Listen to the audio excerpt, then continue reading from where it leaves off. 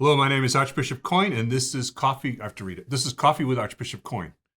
And joining me today is David Elliott, the Director of Communications for the Archdiocese of Hartford. And I've got one of my swags on from from visits to St. Rita's in Hamden, right? Yep, they gave me this almost about a year ago.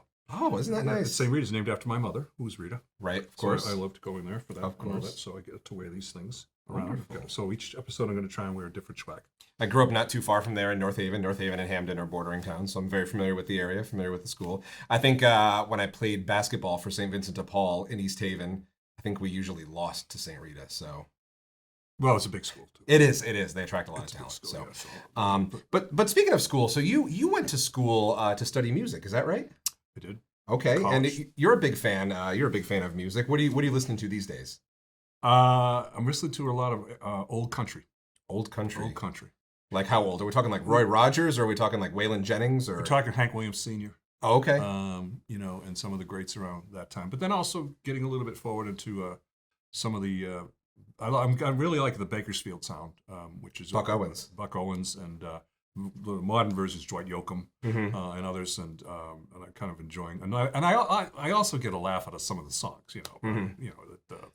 Who's going to mow your lawn for you when I'm gone? All my exes live in Texas. And, Yeah. She's acting single, and I'm drinking doubles. That's one of my favorite ones. Okay, yeah. Stuff like that. So, yeah, but I also, very much appreciate good church music. And I think one thing that we're really trying to work on here in the Archdiocese, among other things, but moving forward with the Director of Liturgy and all that, is to really begin to foster more and more good liturgical music in parishes. Because when people complain about Mass, the things that they complain about the most are homilies and the music. And I know music, good music does cost money. Yes. And you have to make an investment, but the investment's worth it, I think, in terms of just getting the right.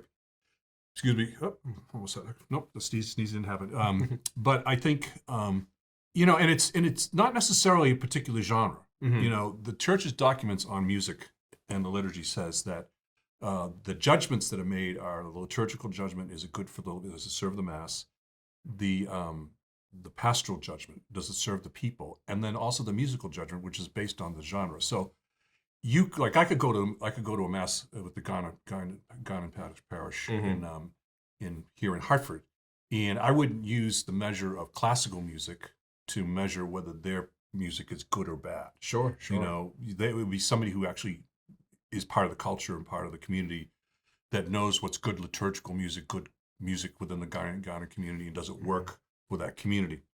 And it's the same with you go to the Cathedral, St. Joseph, which is very much a classical music genre tends to rule there. Although they do throw in, a lot of some popular hymns like Our Lady of Knock will happen or something like that. But that's that church. And so the judgment that's made there is, the classical musician would say, these people are capable of playing the instruments, they're singing well, and it's good performance pieces, But if we have folk music or pop, some of the pop songs, that's one of the biggest complaints about some of the, the guitar music is that it's, in some instances, not really well written. Sure. Musically, and so, but that's the decisions that have to be made on the local level. But I think we just have to encourage more and more parishes to hire good people, even though it costs money, to hire good people so that the people can have good performance. Or if you can't hire good people, then shift into kind of an a cappella format that you train your people to sing, chant, or songs or something like that, so that the music is good, because music enlivens the liturgy so much. Well, we were treated recently at McGivney Fest at St. Mary's in New Haven to a traditional choir from St. Martin de Porres. From the African American community. Exactly, which was lovely. I really enjoyed it very much, and it was something that I wouldn't have previously been exposed to, but I really enjoyed. And I think what you're saying is it all has to fit within the context of the community, the context of the liturgy. And But I've been to places, I was invited to celebrate Mass at a African American community in Washington, D.C., where I did some first communions for some friends. Kids there, and the Mass was 2 hours long. But my gosh, the music was just spectacular. And after communion, they all started. They do this song where it starts off slow and it's very, and then it gets built, and then next thing you know, everybody's standing there and they're moving. And they said to me, Archbishop, when they start moving, you're going to stand up and move. And I said, no, I'm a white guy from Boston. I don't move well. And they said, no, you'll be fine. I said, no, I'm telling you. So I'm up there, I'm trying to move. And then the priest leans over, he says, you got to stop. You're messing us up. You're on your own time. I'm on my own time. I was kind of like, you were doing a solo when everyone else was in an ensemble. My eyes closed. I was doing my best Stevie Wonder. I was going back and forth like that. Right.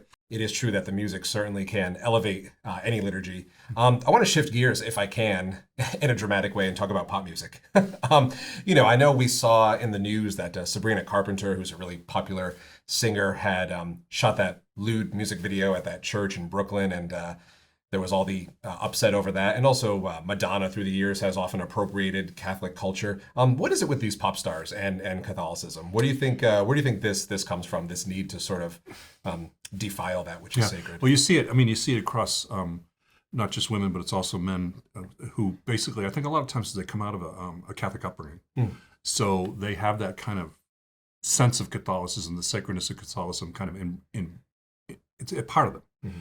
Whether they participate in the community or not, it's there. But I also think, a lot of this stuff is just to attract attention. It's just like it's clickbait, as they say. That people, I'm going to do something really outrageous. Mm-hmm. Like when Sinead O'Connor ripped the Pope's picture in half on Saturday Night Live, and maybe she was authentically saying something, but it was also garnered a whole bunch of celebrity for her in the sense of, in a bad sense and a good sense. It's interesting. After she did that, I know there was at Madison Square Garden, there was a Bob Dylan 30th anniversary concert spectacular thing with all these guests. She was actually booed off the stage, right in the wake of that. Well, yeah, I mean that was what she did was pretty outrageous, and she paid the price for it. But some of this other stuff, it's that we see. I think it's just there is a beauty and a sacredness to Catholicism, an attractiveness to the deep soul of people. Bishop Barron always talks about how good art and good images and all that can draw people into the church. I think he's right on some levels, but then there's also other things that have to happen along those lines to draw them in. Sure. So I think the appropriation of Catholic symbols, especially in the Western world, are easily understood and easily part of the culture already, so they don't have to explain what they are.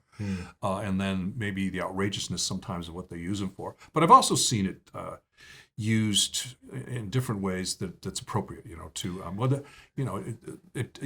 we can hold up the bad ones, sure. But I don't even want to give them any attention to it. We were talking about a couple other things that have happened. I said, let's not mention it because we don't want people going to try and find them. Well, what was that anyways? Well, there is some good news too, though. I actually saw this was just recently, maybe a couple weeks ago.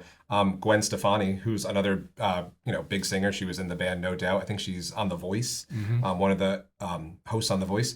She was in an ad for the Hallow app, and she's someone who's very public about her deep connections to Catholicism and how she's a practicing Catholic. So I think that also takes a lot of courage too. I think it's sort of easy to tear down, but to have that conviction and to have that courage to go against the tide, I think is very admirable. What do you think? I think it's not only in music, but also just in all walks of life.